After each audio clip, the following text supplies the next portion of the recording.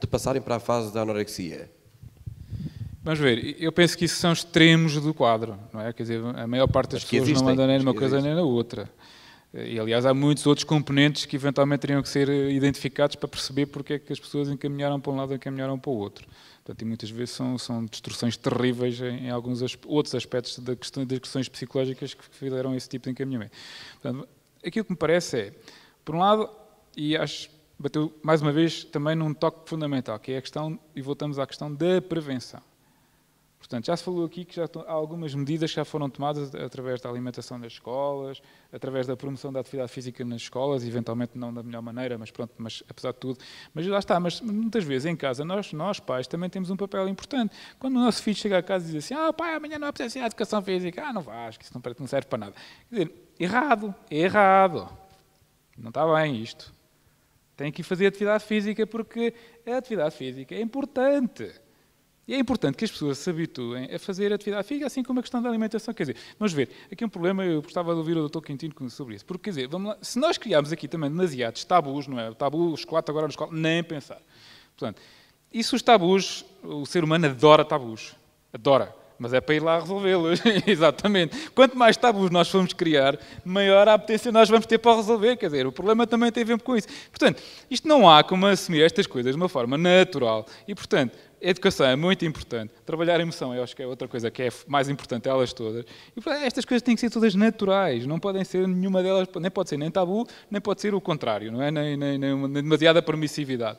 Agora, no meio termo é que está provavelmente o correto, e o grande problema aqui é que muitas vezes é assim. Eu acho que todos nós, a mestre Patrícia há bocadinho estava a falar numa coisa que eu penso que é importante, e ainda bem que ela tem essa noção, porque as pessoas quando parecem, e como o caso que ela referiu, daquela jovem que chegou a chorar ao pé dela, quer dizer, ela fez muito bem em dar apoio em relação e permitir que ele estivesse aberto na questão da emoção.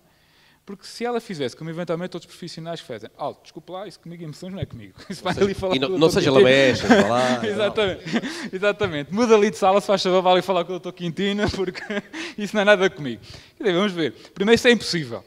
Dado o volume de pessoas com problemas de excesso de peso a nível nacional, hoje não há serviço nacional, ainda por cima com as limitações que vamos ter nos próximos tempos em relação à capacidade de custear estas coisas, não há serviço nacional de saúde que comportasse esse tipo de pagamentos. Portanto, quer dizer, e depois é a questão do ser humano, quer dizer, o ser humano não está a lidar com animais. Portanto, aliás, o Dr. Quintino há bocado bateu mais uma vez. Quer dizer, quando nós andámos a ir buscar o Pavlov e outras coisas no estilo, em relação, nós tocámos a campainha, o animal ia.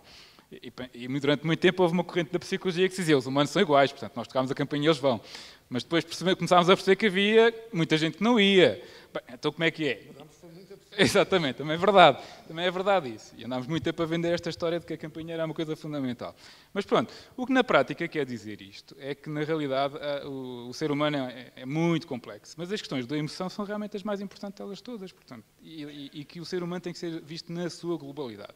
Não pode ser visto apenas nos músculos, ou no estômago, ou na cabeça, ou no que for, quer dizer, tem que ser visto na sua globalidade. E, portanto, essa é que é a abordagem. Aquilo que eu proponho é isto, quer dizer, primeiro, as pessoas têm que estar predispostas a isto, porque também se não tiverem, não vamos lá, portanto, têm que estar abertas à emoção. É evidente que têm que arranjar uma pessoa da sua confiança. Porque, quer dizer, isto chegar em uma pessoa partilhar aquilo que lhe vai na alma, não é com qualquer um, é mais do que evidente. E, portanto, essa relação de confiança ganha-se, mas é para isso que nós que estamos deste lado, temos que estar preparados. E é por isso que também temos que ser formados para isso, nessa perspectiva. E, felizmente, como aqui já se viu, na perspectiva que as pessoas têm que ser abordadas na sua globalidade. Já vamos continuar a conversa com o Dr. Quintino. Só um bocadinho, aproveitamos aqui uma questão deste lado e agarramos aí nesse ponto. E noutro também para continuar a conversa. Já António Pinto, sei que tem uma questão para colocar. Eu gostaria, muito boa noite, gostaria de pôr uma palavra para todos vocês. Há uma coisa que eu penso que falta na nossa sociedade e que está na raiz de tudo isto. A palavra amor. Hoje não há amor ao trabalho, ao estudo, à nossa companheira. Um desportista, se não tiver amor àquilo que faz, se não tiver mente, se não tiver método, planificação, trabalho, nunca será um verdadeiro desportista. Em desporto de alta competição, e vou dar o exemplo já do Ronaldo, aquilo que de melhor tem o Ronaldo não é a sua técnica e a sua arte ou a sua habilidade. O melhor que o Ronaldo nos dá até este momento é a sua mente.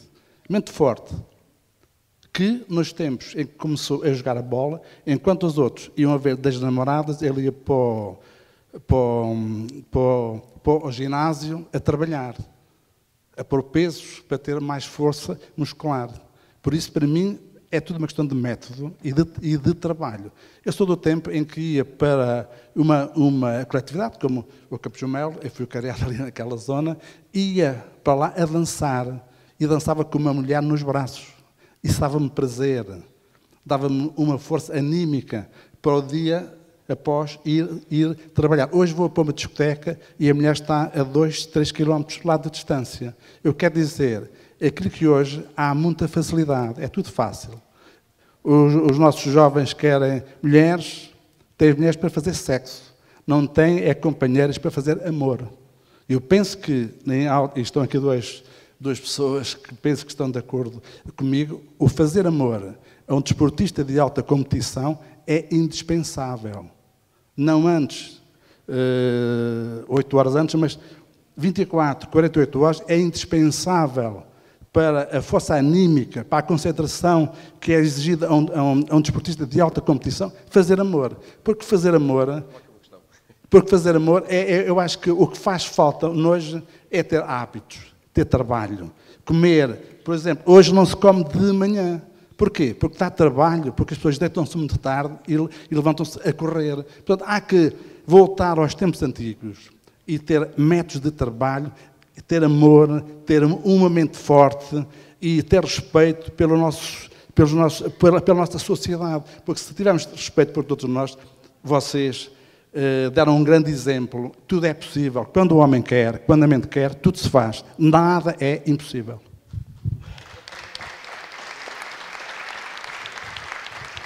E tanto que se faz e que se consegue que o Cristiano Ronaldo ia para o ginásio enquanto os outros iam ver das namoradas, agora ele tem as namoradas todas, não é? Tem as que quer. Doutor Cardinoares, por favor. Eu, quando há um bocado para falar, não ia dizer nada de novo. Estava a sentir necessidade de sublinhar este aspecto que o Dr. Miguel Castelo Branco estava a dizer. Entretanto, o senhor falou e eu também não vou dizer nada de novo. Eu vou só sublinhar o que disse. E se calhar não é só na questão da obesidade, claramente na obesidade esta é uma questão que vou dizer, e se calhar agora vou ser um pouco simpático com algumas pessoas na sala. Mas também é para isso que estamos aqui, não é? Mas não só com a questão da obesidade, mas com muitas questões que são problemas sérios que nos preocupam muito na nossa sociedade hoje. Que é a questão da educação e que é a questão do amor ao trabalho. Eu, muitas vezes, e se calhar na área médica ou na nutrição também, mas na psicologia muito, recebo pais em consulta que têm alguma questão com o filho e dizem, olha, eu estou preocupado com alguns aspectos com o meu filho, mas ele também vai à consulta ou é só fazer uma pergunta? Não, é para ele. O problema é que eu não sei como trazê-lo à consulta. Isto repete esta questão. E antigamente eu ficava mais ou menos curioso, saber qual é o problema do filho. Hoje faço logo outra pergunta. Que idade tem o seu filho? É porque muitas vezes, quando os pais me dizem eu estou preocupado com o meu filho, a minha filha, mas não sei como trazê-lo à consulta, quando pergunto, mas que idade tem o seu filho? 7 anos. 6 anos. Digamos que há problemas próprios das idades, e daí depois ajudá-lo a estabelecer logo... Não, o problema estamos aqui mais grave. Quer dizer, como é que o meu filho de 6 anos diz que vai ou que não vai a uma consulta? Era o que faltava.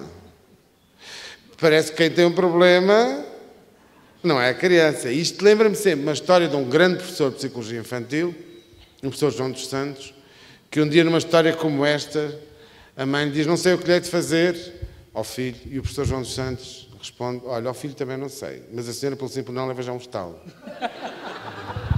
Este é um problema sério, não é? Que é para rirmos, claro, porque é tarde, sabe, mas isto é um problema sério. Há bocado o Dr. Miguel Castelo Branco estava a dizer, em questão quem são os amigos neste processo todo, que facilitam, quem são os inimigos nesse processo todo, que prejudicam, e quem são, usando uma expressão dos professores de idiomas, de francês, de inglês, de alemão, os falsos amigos, não é? As línguas estrangeiras têm isso. Às vezes nós achamos que aquela palavra quer dizer aquilo, porque na nossa língua quer dizer, mas depois é outra coisa. Quem são os falsos amigos? E a mim perturba-me sempre, e tenho que fazer um esforço grande em termos de entendimento psicológico, como é que uma mãe se queixa que um filho pequeno não segue o plano alimentar que é saudável para ele. Claro que eu espanto-me 2 minutos e depois, ao fim de 2 minutos, tenho o assunto resolvido, se for a minha consulta. Disse, pronto, vamos marcar o exame psicológico ao meu filho. Não, a senhora. E ainda hoje fiz isto várias vezes no Porto. Não é? Porque o problema muitas vezes está aqui. Eu não entendo. Entendo do ponto de vista psicológico. Entendo do ponto de vista de clínica psicológica. Que uma mãe, que um pai, tenha alguma dificuldade em levar um filho de 6, 7, 8, 9, 10, 11, 12 anos à consulta ou a fazer isto ou aquilo. Isso eu entendo do ponto de vista de clínica psicológica. Das nossas carências afetivas. De quando nos sentimos perdidos. Porque senão não percebo. Eu vi a semana passada de um país para o qual fui cheio de preconceitos e vim de lá completamente fascinado. E uma das coisas, das muitas coisas que me fascinou foi, e se o doutor me der licença para demonstrar, cada vez que alguém daquele país me vinha cumprimentar e que tinha ao lado uma criança, dá-me licença. Cumprimentava, apertava a mão, pegava na mão da criança e a criança apertava. Desculpe, obrigado por isto ilustre. E isto chamou-me a atenção, porque o que é que nós vemos no nosso país? Cumprimento ao Senhor, cumprimento ao Senhor. Desculpe lá, ele às vezes tem este feitio. Ou seja, nós não sabemos educar as nossas crianças, porque temos medo. Há bocado falámos do problema dos psicólogos que andaram há 100 anos a falar do reforçozinho dos cãezinhos e da campainha. Mas os psicólogos falaram de outra coisa também que nos traumatizou, foi os traumas das crianças. Temos tantos medos de traumatizar a criança, que não conseguimos fazer nada dela. Não é? Eu sou de uma terra do barro, sou de Nisa. E o oleiro não pode ter medo do barro. Se ele tiver com muito cuidado a mexer o barro, não amassa nada. Não é verdade? E o mesmo acontece com as nossas crianças. Temos tanto medo, temos de licença para isto, licença para aquilo, licença para outro. E tu dizes, olha, comes isto e é isto que tens para comer. E calas, e se não comes isso, vais-te deitar agora, tomas banho e vais-te já deitar. E isto a propósito daquilo que o trabalho, porque é depois daí que vem também a paixão à educação e ao trabalho. É daí que vem, daquela questão que há bocado o doutor estava a dizer, dos amigos e dos inimigos, e que eu juntava os falsos amigos nisto tudo. Que se calhar fazem por bem, se calhar só fazem mal porque estão aflitos e perdidos lá com os sentimentos e com as emoções e outra vez as emoções lá dentro. Mas eu não consigo... olha, cá está a ver. Está a fazer dieta. Anda a gastar dinheiro no nutricionista. Anda a gastar dinheiro no desporto. Tive que lhe encher outra vez o prato de massa. Está a ver como é o feitio que ele tem. Mas, Dr. Quintino Aires, há um problema ainda mais tramado para os pais que têm que impor restrições alimentares aos seus filhos, que é, em alguns casos, ter que fechar a comida em cofres dentro de casa, fechar à chave. Como é que se consegue que esses pais vivam bem consigo próprios, fechar a comida à chave? Olha, eu gosto muito dos jesuítas. Não é os bolsos, até esses também gosto. Os padres jesuítas. E para os pais que têm essa dificuldade e que muitas vezes me consultam aflitos, angustiados com os possíveis traumas que os pais, que os filhos podem ter. Ainda hoje um casal que se divorciou, separou há um mês, veio à consulta porque tem uma filha de 3 anos e diz assim, nós queremos saber como é que agora ajudamos. Digam que estão separados. Não há aqui mais nada, a aflição é deles, não é de mais ninguém. E muitas vezes quando os pais vêm com a história de... Agora vou dizer outra coisa muito dura. Não é? Quando vêm com muita angústia, muita aflição, mas se eu tranco a comida,